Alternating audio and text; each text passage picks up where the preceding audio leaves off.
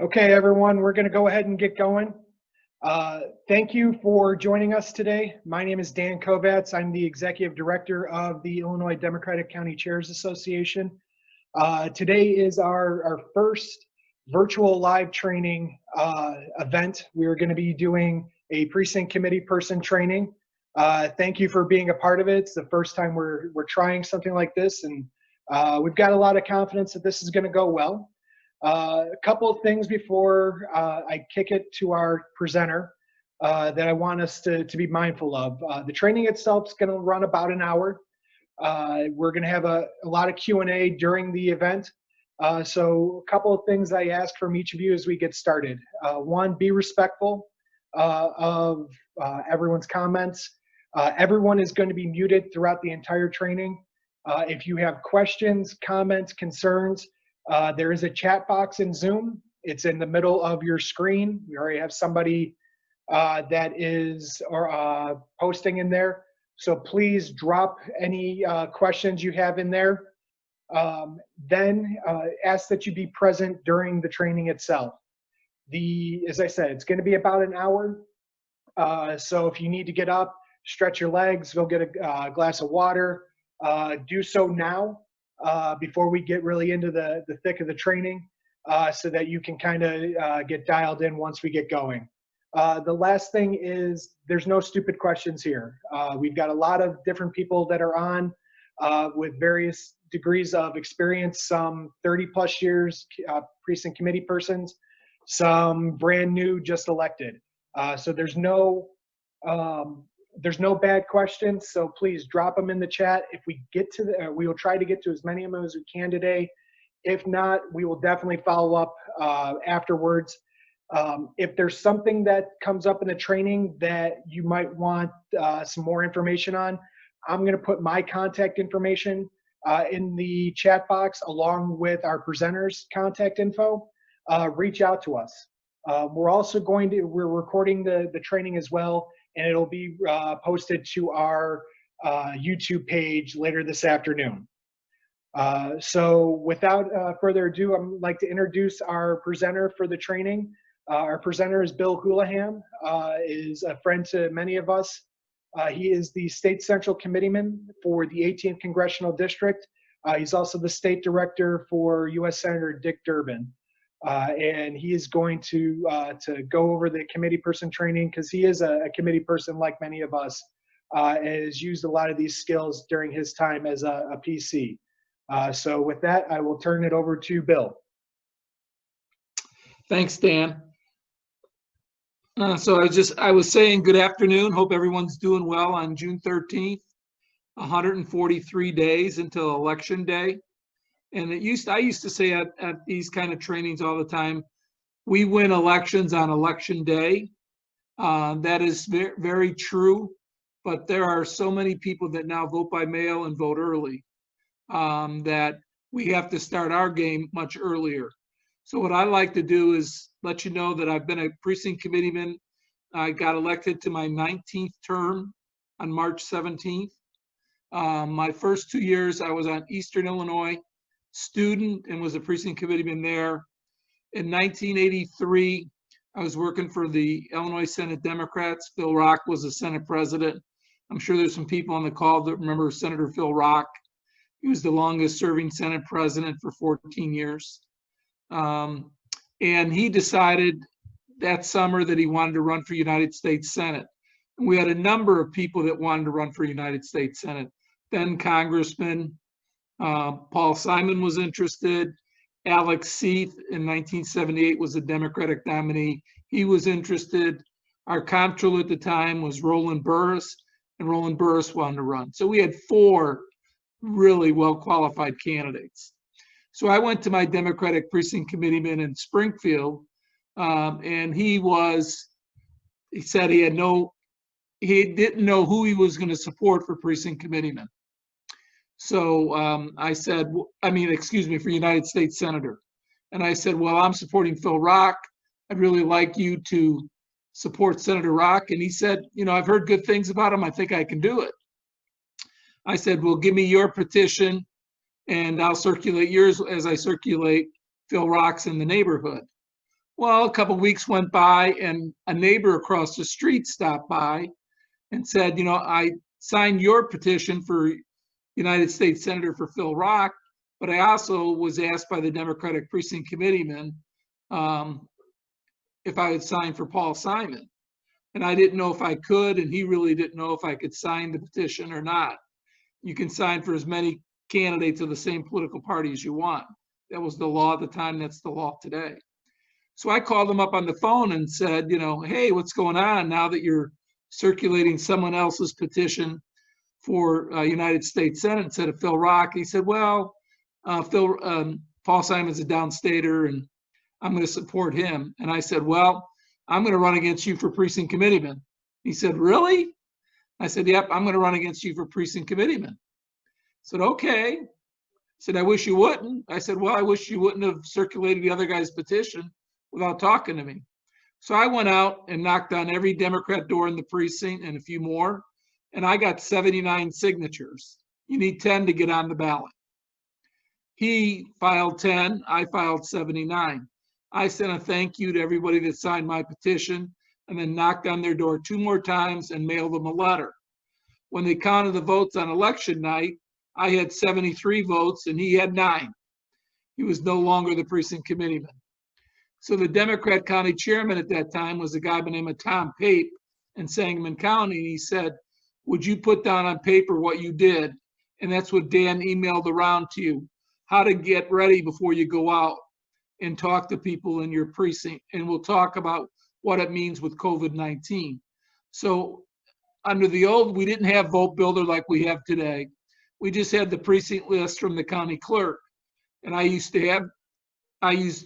pens with color, you know, a green pen, yellow pen, red pen. So green was a Democrat, yellow was an independent voter that voted in general elections that had no primary voting history. And then a red was a Republican. And they were, you know, I didn't knock on their door very often unless I personally knew them. And that's what I would tell you.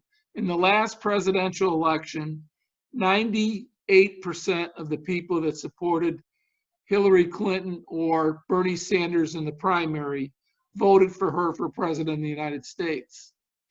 96% of the so-called Republicans that voted in the Republican primary voted for Donald Trump.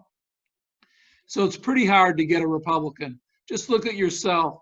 I mean, how hard would it be for you to vote for a Republican in your county that you're a Democrat activist? It's pretty hard. You got to personally know them. They've done something with you or something like that.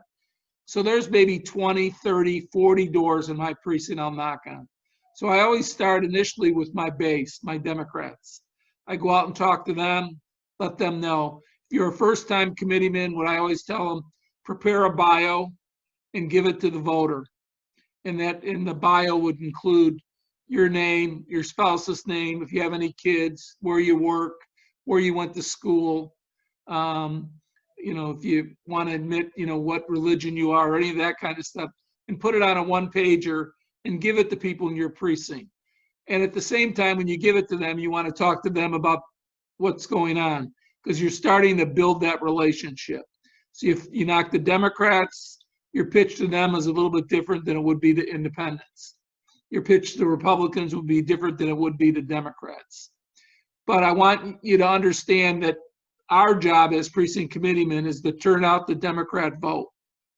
And then once you turn that vote out in all sorts of different ways, you then work on general election voters and not strong Republicans, you know. So since 1983, we have changed the law to make it easier to vote by mail. You used to have an excuse. There was like 4 or 5 boxes. You had to check one. I'm going to be out of my precinct. I'm at a rehabilitation center. I'm sick. I'm in the hospital. I'm going to be out of town for work. And then they'd mail you a ballot. Now we have what's called no excuse to vote by mail. And we even made it easier in this election. In a few minutes, I'll talk about that. But you want to make sure that you use that.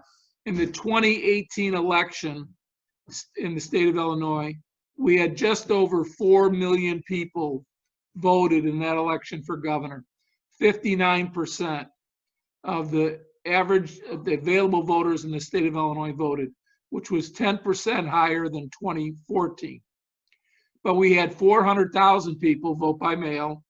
We had 1.4 million people vote early, and then we had the rest vote on election day. So if you do the math, you had about 1.8 million vote before election day, and about 2.2 million people vote on election day.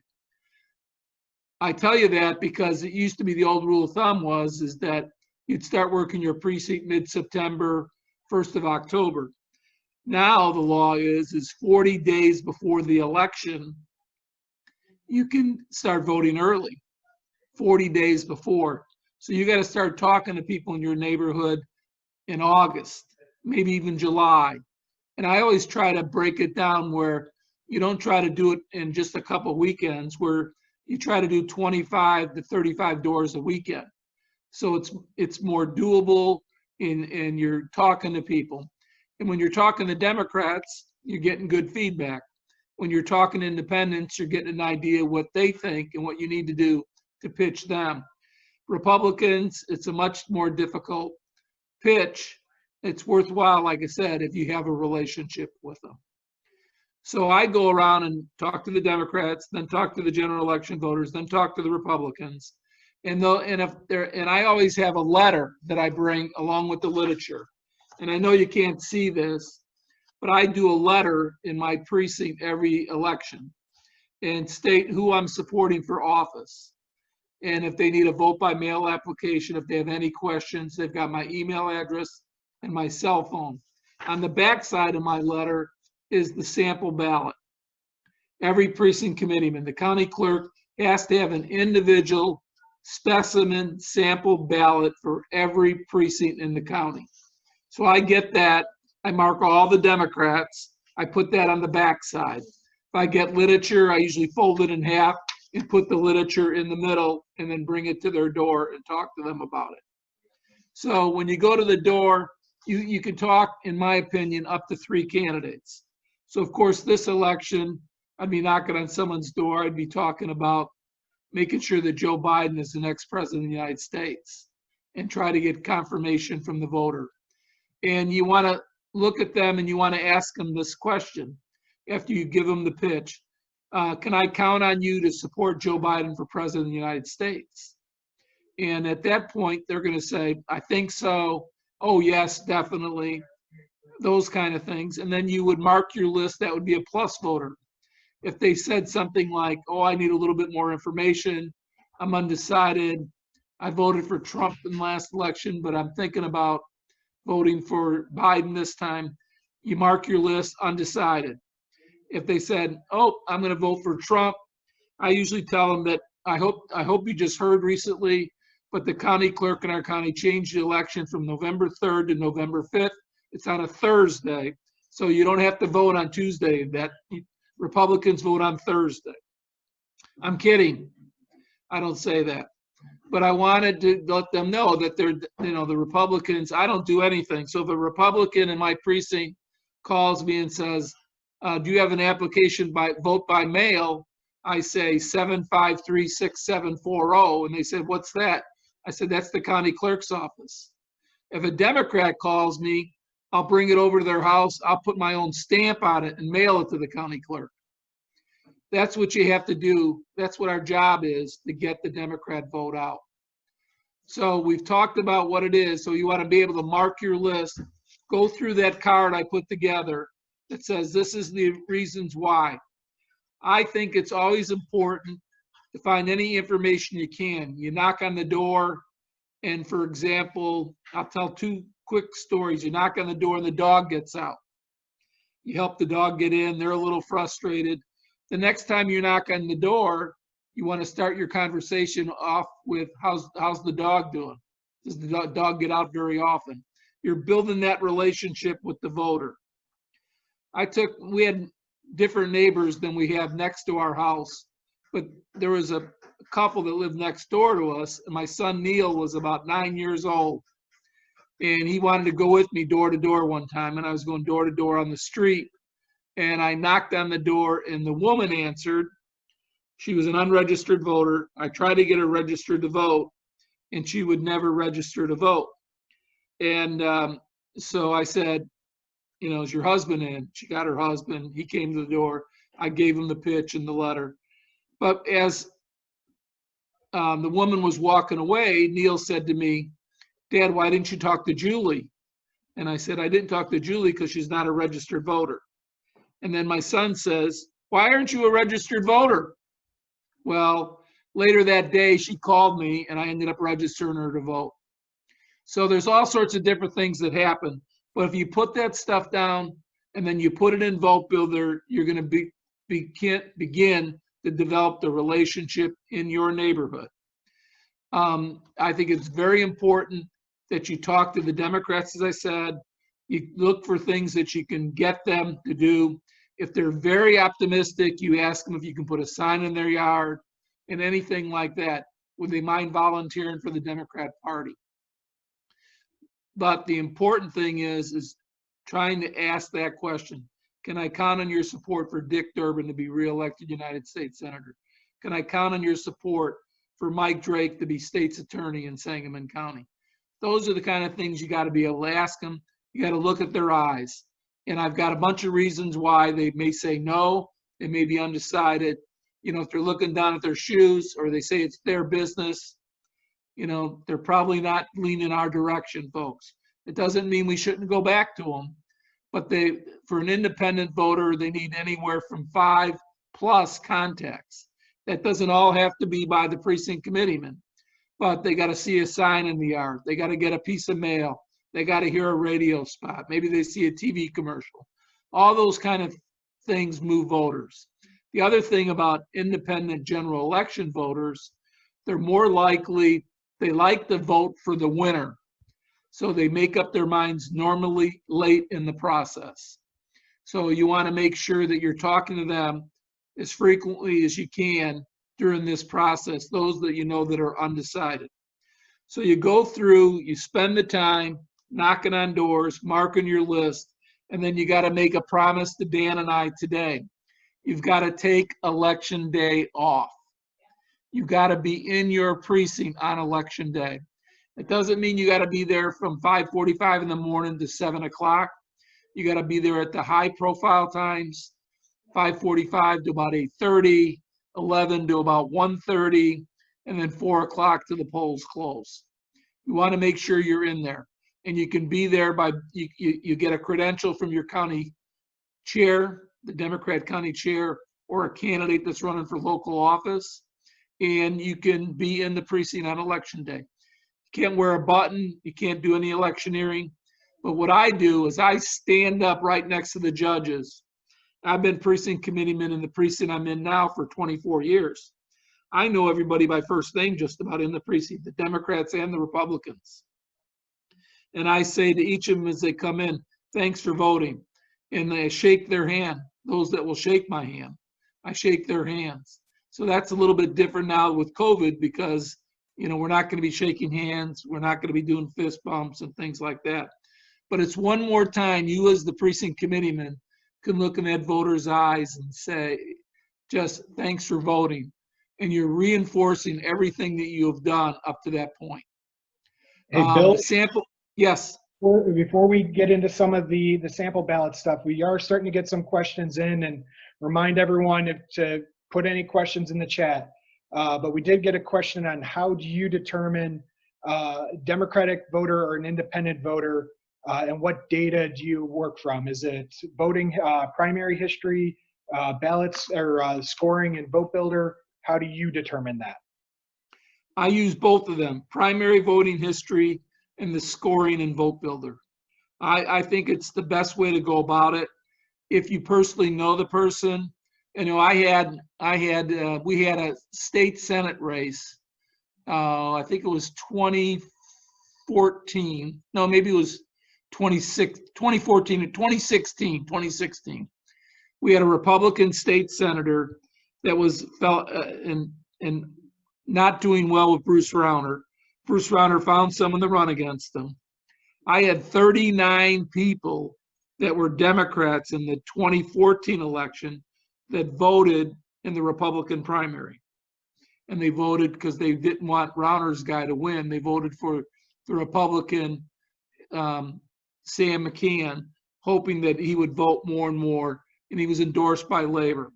So you got to take that into consideration when you have those kind of things. You have some kind of race, but I use a combination of both, the voting in the primary as well as the score they get.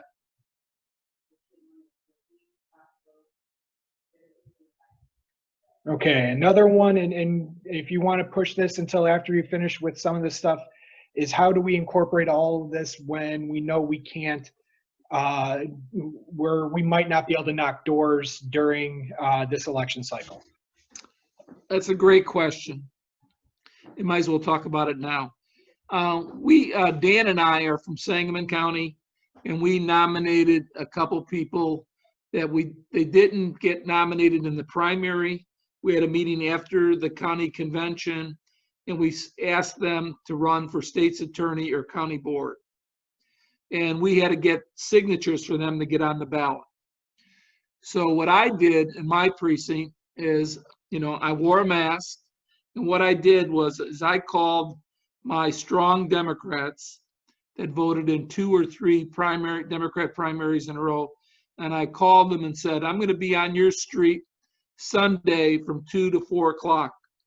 Can I stop by your house and get you and your spouse's signature? So I did that. I got 50 signatures, 5 sheets out of my precinct in about 17 days. It's a little bit more work. You got to call them. You got to do it. You got to go buy it. But I found that people were okay with me coming to the door. I had a few that said, just leave the clipboard, go to your car, we'll sign it and come back. So hoping that we're in phase 4 or close to phase 5 by then. I think the mask stuff and the social distancing is probably going to happen with us all the way through November 3rd. But I think that still with your hardcore Democrats, if you can go out and see them, you should, but make sure you do the things I said. Have a mask, make sure that you don't talk to them as long as you would normally, and then make sure that you social distance. I think that's going to be a work in progress, but I think that is something that we're going to do. I don't think we're going to have the big giant meetings like we normally have and things like that. So I think we've got to get there. The other thing that you're going to have to think about doing, and I hate to have precinct committeemen do this, and maybe county organizations can help. With the COVID coming on in the primary election here in March 17th, I made a decision about 7 or 8 days out that I was going to mail every one of the Democrat voters in my precinct the letter that I've delivered already in sample ballot, and I was going to mail that to them. So they got it a second time. And I mailed it to them. And it cost me, I mailed, I think it was 118 letters, 50 some cents a piece. It cost me about $65 for the postage to send it out. But I did that, and I got a lot of compliments on doing that. So I think it's going to be a combination of both those things. And you got to use social media. If you have email address of some of your voters in your precinct that are Democrats, you want to get information to them.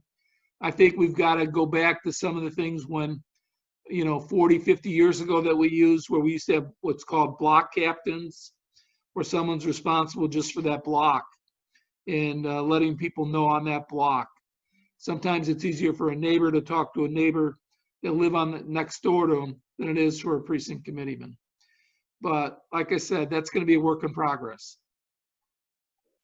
So another one that we just got in, assuming that people don't answer phone numbers or calls from numbers they don't know, or they don't answer the door, what other ways can we communicate other than mail with our voters? Is social media with setting up like different Facebook groups or email lists? Is that something we should look at? Most definitely, all of that will be helpful. If you've been around and been a precinct committeeman, I think most people aren't going to mind if you come by, if you're making sure that you're doing the social distancing and wearing a mask. I just think you have to think about making sure maybe you get more signs up, that visibility in your precinct. And I'm not a big sign guy, but I think it's everything that we do in this election cycle is going to be important on what needs to do, since we're not going to be able to talk to people like we normally do. Social media, email addresses, if you can get them, all those kind of things are very, very helpful, and I would do it. There's chat rooms you can set up. You can invite people in your precinct. You can advertise by, you can break it down smaller than a zip code and things like that to be able to do Facebook kind of stuff. I would do all that and above. So, and another option would be is Zoom. Does have a free option. I think you have to keep it under 30 minutes, but you can do Zoom meetings for free through them. And another idea is, somebody mentioned, what about lit drops? Just dropping off literature at the door and not door knocking. Is that something that we can do as well? Oh, definitely. I mean, I'm not a big fan of lit drops because there's no replacement for personal contact. So we got to take that into consideration in 2020 because of COVID-19.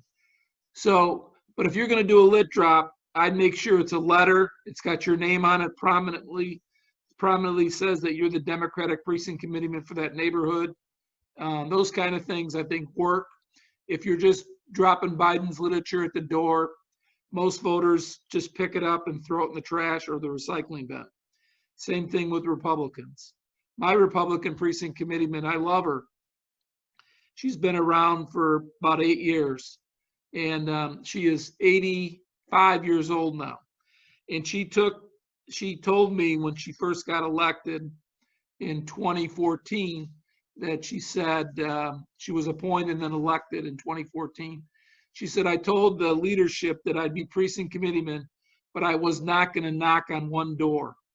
And I said, Mary Frances, I hope you're precinct committeeman for a long time. Because if I'm the only one knocking on doors, or candidates for public office are knocking on doors, that makes a difference.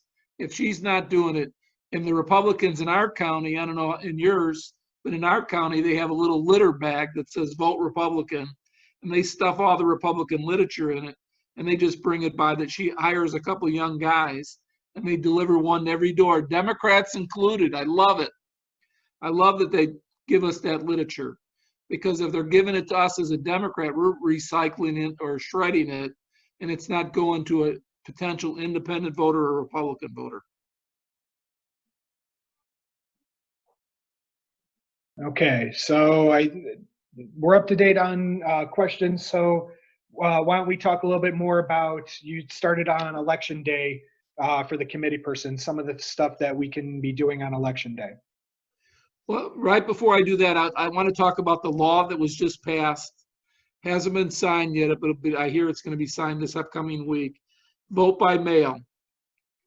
So the agreement that was passed between the House and Senate and sent to Governor Pritzker is anybody that voted in 2018, Democrat, Republican, general election voter, anybody that voted in 2019 in a municipal election, anybody that voted in the 2020 primary, Democrat or Republican, and anybody that is going to be registered to vote by August 1st are going to be able to get a vote by mail application.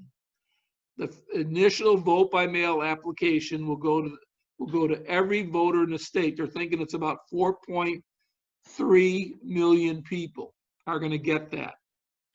Like I said earlier, we had 400,000 people vote by mail. When you ask people about voting and polling, Senator Durbin did a poll about 6 weeks ago, and one of the questions we asked, would you be more likely to vote in person or vote by mail? 72% of the people that responded to Senator Durbin's poll said they feel at this point right now, they feel more safe by voting by mail. So by August 1st, you can start turning vote by mail applications into county clerks. Now the ballot won't be certified.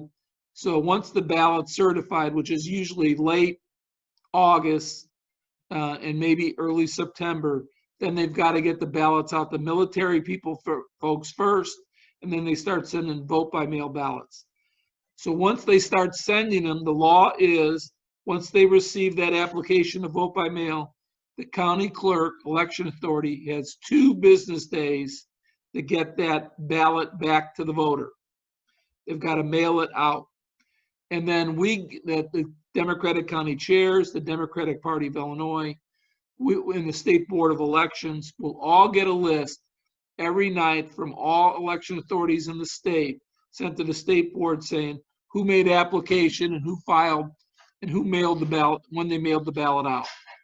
That's when we've got to start doing the ballot chase. That's something I'd like to spend a few minutes later talking about. But that is the way it's going to actually go. And we're going to have campaigns assist us from state's attorney, circuit clerk, county board, judge, legislative, congressional, Senator Durbin's volunteers, Biden volunteers. We've got to chase those ballots to get them back in. They are also in the law. Each county clerk is going to have the authority to set up drop boxes so they don't have to be mailed back, that they can put in a box without postage. Also in the law is if the correct postage is not on there, the U.S. Post Office has got to send it to the election authority, and the county clerk has to accept it. Now here's a new part which is really interesting in the law. So if a ballot comes in, a vote by mail ballot comes in, the county clerk used to have the authority, if there was something they thought was wrong or fishy or whatever, they could put that ballot aside and not have it counted on election day. Now there's both political parties, Democrats and Republicans, will submit lists to the county clerk for election judges to be at the election office where they do the ballot counting. And it takes all 3 people. 3 people, could be 2 Republicans and a Democrat, but it takes all 3 people to agree that that ballot should not be counted. So I think that's a good thing for us. And I really believe that if all these things work on the vote by mail, we're going to have a large voter turnout. So now, Bill, we're sending our letters. Should we also include that vote by mail application to our Democrats when we're doing the either the lit drops or the mailing to them, so that they get that as well from us? I think that'd be great. Yes, I mean, whatever you can do. I mean, some county clerks are stingy about how many copies they'll give you. And in a lot of counties, it's on different colored paper. So you've got to make it look, under state law, you got to make it look as close to being like it came from the county election office. In Sangamon County, he puts it on yellow paper. I usually Xerox a bunch of them and then have them with me when I'm going door to door. When I do a mailing for this one, that's what I'll do. I'll definitely have them mailed out with the sample ballot. I probably won't include any literature, but I'll have my letter on Biden and Durbin, our congressional candidate, and our local candidates, and on the fair tax. And then everything else, the literature won't be. In that, you can, 4 pieces of paper you can mail out for a first class stamp. You could put up to 4 pieces. Once you get over 4 pieces, it's at an increase. But I definitely include that idea, Dan. I think that's a good one. So now we got the vote by mail, and vote early starts 40 days before the election. We're getting closer and closer. Then election day comes.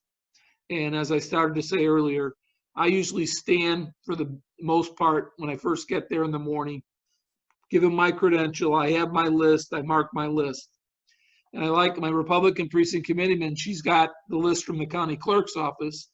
I've got the list from Vote Builder. And she says, boy, your list is different than mine. And I said, yeah. I said, man, a lot of people on your list, I hope don't show up and vote. On my list, I want everybody to come because they've all committed to me they're going to vote this way. She said, really? I said, oh yeah, that's the way we do it now. So you're going to have this list and you can mark it. If you decide to leave at different times, if someone else can sit in for you, that'd be great. The statute, the elections code allows in the statute that one of your Democrat judges can mark your list as long as it does not impede the process of the election. So in a presidential election, I've got to find people normally if I'm not there to mark the list, or the county clerk, the election judge will say when I leave, that 195 people had voted, and when I got back in the precinct, it was 265. Then they'll read off to me 196 to 265 so I can mark my list.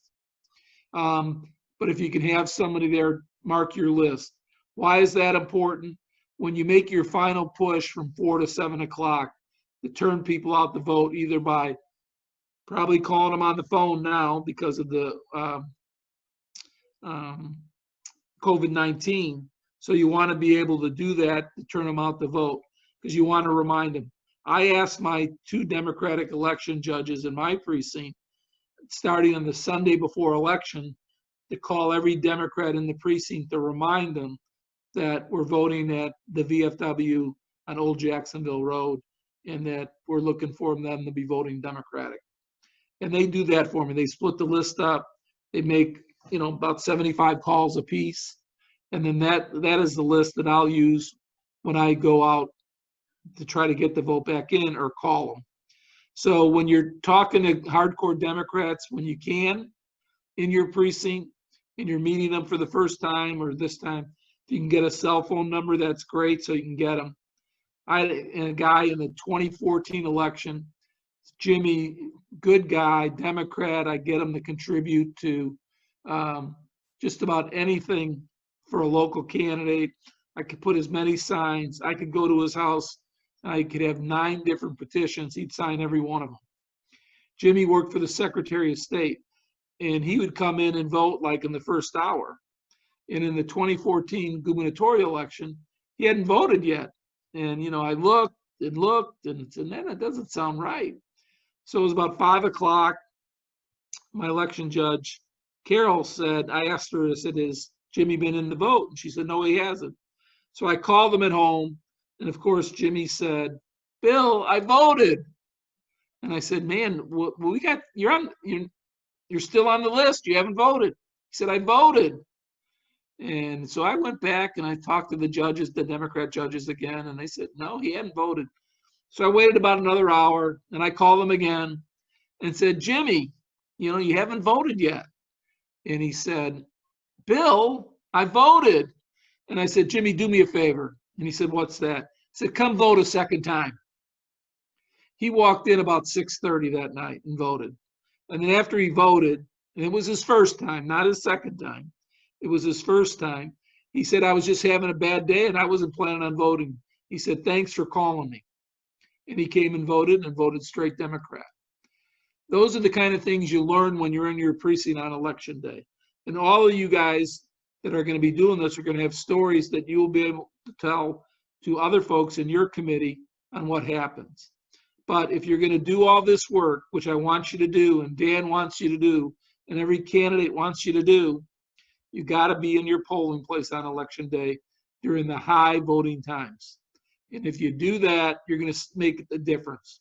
What I tell first-time precinct committeemen, I says, take out a 3x5 card, go back and see what the vote was in your precinct in 2016 for the candidate for president of the United States. How many people voted for Hillary and how many voted for Donald? And if you go out and do the work that we talked about, and if you can't do it face-to-face, that you do the mail, that you get signs up, that you do email and you do social media and stuff like that, you're going to see a 3 to 5% increase in the Democrat vote in that precinct for what you did. I will answer any questions that you have at this time, but that's a quick synopsis of what to do as a precinct committee person. Okay. And again, if anybody has any questions, please drop them into the chat box. One question I know I saw earlier was The Republicans nationwide have announced their large effort to suppress votes. And we're expecting the same thing from the Illinois Republican Party. As a committee person, what can we do if we see voter suppression tactics happening in our polling place or outside the polling place? What should we be doing with that? So, both the Democratic Party Illinois and the Democratic County Chairs Association really take this very, very seriously. And we're making an all-out effort to find as many attorneys as possible. If you see anything that's going on with vote suppression, you should immediately talk to your county chair and let that individual know that you should have a lawyer in your county that either that you have or you have access to from the Democratic Party of Illinois or from the Democratic County Chairs Association that can answer those questions. They're going to try to do it in as many places as possible. They only know that's the way Republicans can win. They want turnout to be lower than what we want it to be. And because of that, they do everything they can. Illinois is a pretty good state when it comes to it, but yet we have county clerks that make it really, really difficult. The old Champaign County clerk, put the voting polling place on election day at the student union on the 3rd floor. Well, the elevator only went to the 2nd, and they had to walk upstairs to vote. And then they only had enough polling places. They only had enough places for 4 people to vote at a time. It's the largest precinct in the county. More than 1,500 people voted in that election. They didn't get finished voting till like 10:30 that night. They were waiting in line 2-3 hours to vote. We saw that just happen in Georgia and what they do when they change polling places. So if you know anything like that, you got to call. There should be somebody in place in every one of 102 counties that has somebody that can answer the question, can call the State Board of Elections, call the Attorney General's office, call the county clerk to make sure that we don't allow them to do voter suppression. You don't have to show an ID in Illinois to vote.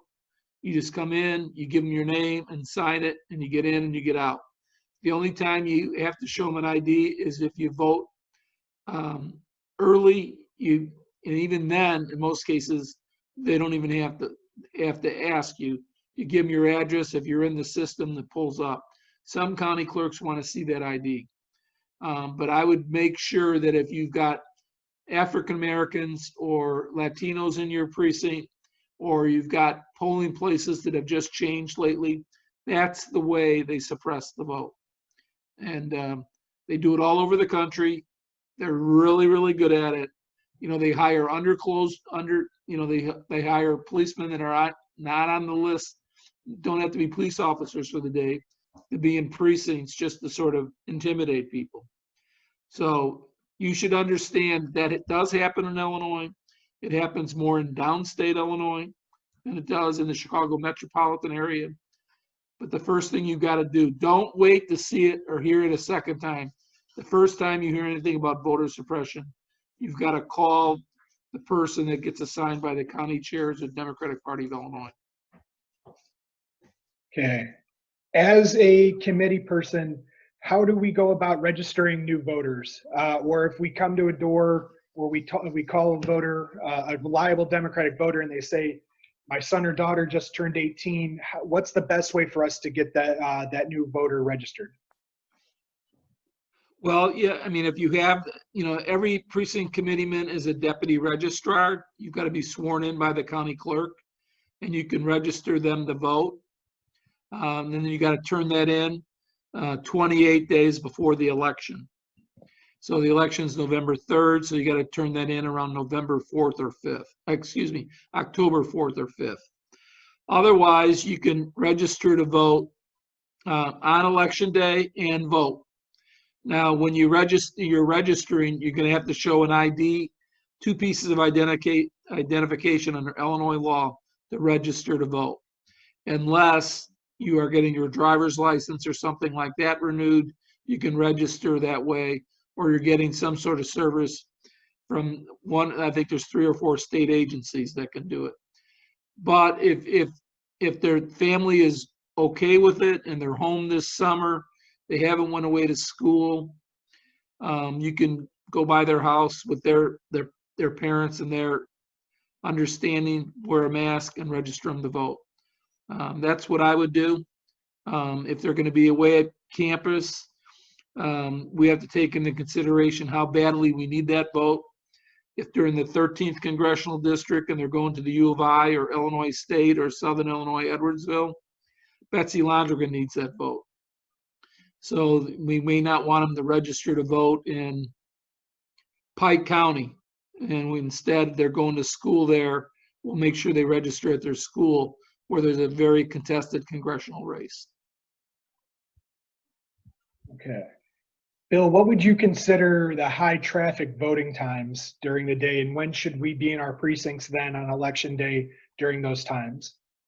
Yeah, on my card I have from 5:45 to about 8:30, 9 o'clock, and then usually come back at 11 to about 1:30, and then around 4 o'clock to 7 o'clock.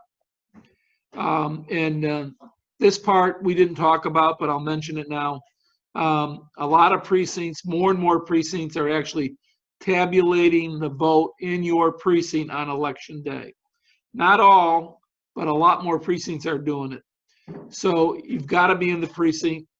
You want to watch the process. You can't touch the ballots or anything else, but you can watch them tabulate the vote. You'll get the unofficial vote and how things went down in your precinct. I would suggest it takes about an hour, so you're there to 8 o'clock. I'd suggest if you can be around for that, to stay there to make sure everything adds up. That's one of our responsibilities as precinct committeeman. But I would say get there at 6, have your credential, stay to 8:30 or 9, come back at 11 to 1, and then 4 to 7. Another responsibility, if you can kind of talk a little bit about this, Bill, with election judges. As a Democratic committee person, what are my responsibilities for appointing, selecting my election judges, and when do they need to be turned into the clerk? And once they're selected, can the clerk move them or do anything with them at that point?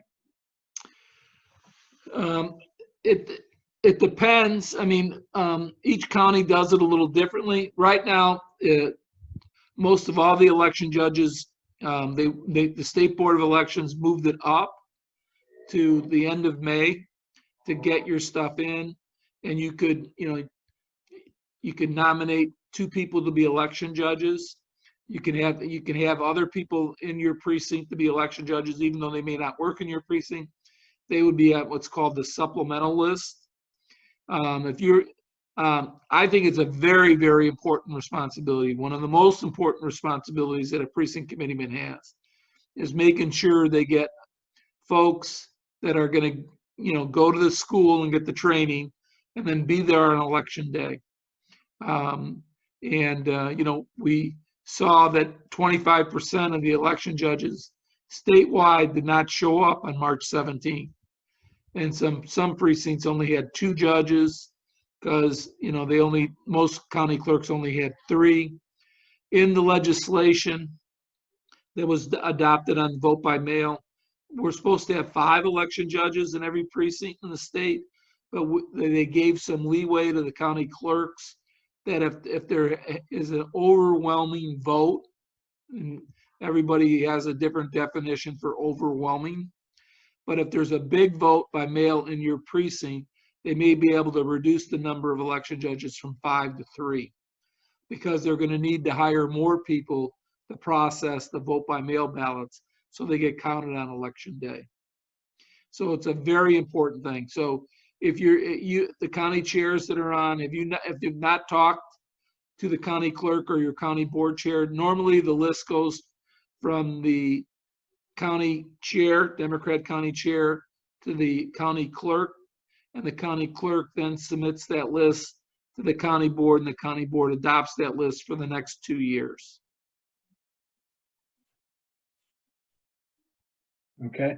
And just so that everyone's aware too, starting next week, the Illinois Democratic County Chairs Association and the Democratic Party of Illinois are launching an effort to help recruit election judges statewide.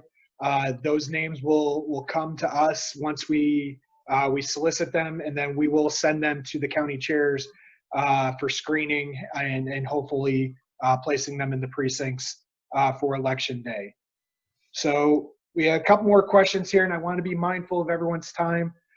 So can you just, Bill, repeat the process from when somebody sends in a vote by mail request, what that process will go from to the clerk and then so on, and then how it gets into Vote Builder for us to be able to see that later?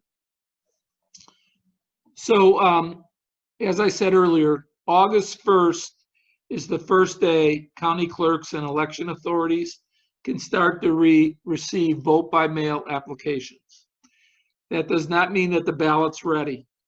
The ballot won't be ready until sometime late August or early September. At that point, the State Board of Elections is going to allow them to start mailing ballots out to voters. They have to begin with military ballots first, and then they go to everybody else. So the ballot comes in on August 1st. They're not going to date stamp those those applications. They start date stamping the applications once the ballots can be mailed out, because they want to put a date stamp on it, because under election law, like I said, they've got 2 business days to get the ballot out. So let's say September 15th, they've got the ballots ready to go in Morgan County. And in Morgan County, the county clerk gets it. Morgan County has 2 business days then to send that ballot out. Once that county clerk sends that out, they have to forward that information to the State Board of Elections. The State Board of Elections keeps the voter file for the whole state, and then they notify the county chairs. I mean, normally it's done like we don't even have to talk to them anymore. I mean, it's just they send us an updated list every night. It's like between midnight and 2 o'clock in the morning of everybody that they mail the ballot to. And then that goes and gets downloaded into Vote Builder, and then campaigns as well as the county parties can find out everybody by precinct who was mailed the ballot. So does that make sense to everybody? And then Bill, Brandon Adams is shaking his head. He's going to get a lot of those vote by mail ballots. So do you want to talk a little bit, just to wrap up then, on that ballot chase, on once we get the list of these are the folks that have been sent their ballots, how do we go about doing that ballot chase as the committee person? Right. So it's real important. I mean, this is, what I normally do is we get the list in my precinct, for example, and you got to make it work for you on how it works best in your precinct or your campaign. You got to do it, so like I said before, I'll have several Republicans want to do vote by mail ballots. I'm not going to help them get their darn vote in at all. I'm just not going to help them. But if it's a Democrat or an independent voter that I've knocked on their door or have had some sort of a relationship with, I'll ask them if they need any help. I'll make sure they've had received my letter and my sample ballot. And I'll ask them if they want me to take it to the county clerk's office form or take it to one of the drop boxes. I try to make it as easy as possible. So, but you got to stay on top of it. I mean, like I said, if we've got a little more than 10,000 precincts in the state. If we have 2 million people vote by mail, that's a lot. I mean, we're going to see a big increase in our precincts on vote by mail. All you need to worry about are those Democrats and general election voters that you've identified as pluses after you knocked on their door. If there's still zeros, you just got to make the decision whether or not you have the time to do it. If you do have the time to do it, I'd make one more pitch to them. That the Illinois poll or the nationwide polls are showing that Biden's going to win. Get on a winner. We need to move America forward. We need not to be so divided anymore. Those are the kind of things you may be able to get an undecided voter to think of before they vote their ballot. But I would Okay. work with other campaigns. Excuse me, Dan. I'd work with other campaigns that are doing it in the area because they're going to supply a lot of volunteers. Otherwise, as a precinct committee person, in the 2018 election, I had in my precinct alone, there was 176 people that voted either by mail or voted early before election day. So that can be quite a lot of work, extra work you're doing. But if they're Democrats, it's why we win elections if we turn those people out and get their ballot in. You don't want any Democrat to have a ballot sitting on their kitchen table that's not voted on November 4th. All right, and I think that's a good spot where we can kind of wrap up. Thank you again, Bill, for this. We've a lot of good information. Just so that everyone's also aware, I will send out the information that Bill had referenced. We'll resend the walk card that Bill uses, plus the letter that for the example that he uses in his precinct. We'll get that sent out. We're also going to be posting this later this afternoon to the County Chairs Association's YouTube channel. So if there was something that you missed, if you want to go back and rewatch it, it'll be on there as well. The one thing I'll ask as we wrap up is to follow us on social media. We have a whole list of virtual trainings that we're going to be going live with, including information on how to do ballot chase. We're doing a legislative session recap with one of the state legislators we work closely with.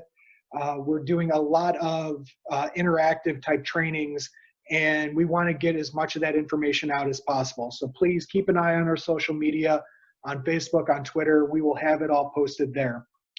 So again, thank you everyone for logging in today. We do appreciate it. If you need anything, please reach out to us and let us know. And feel free to call me, folks, or email me.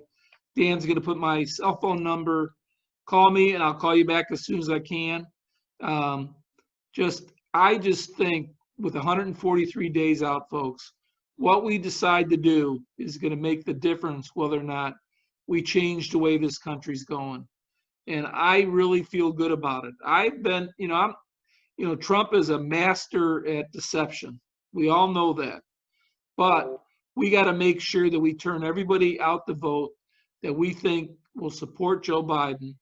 And it can be, I think if we can win the presidency, we can win the Senate, we're going to win the House again, we can move this country forward and do the kind of things that people are protesting in the streets today that we've got to do. We have to do it.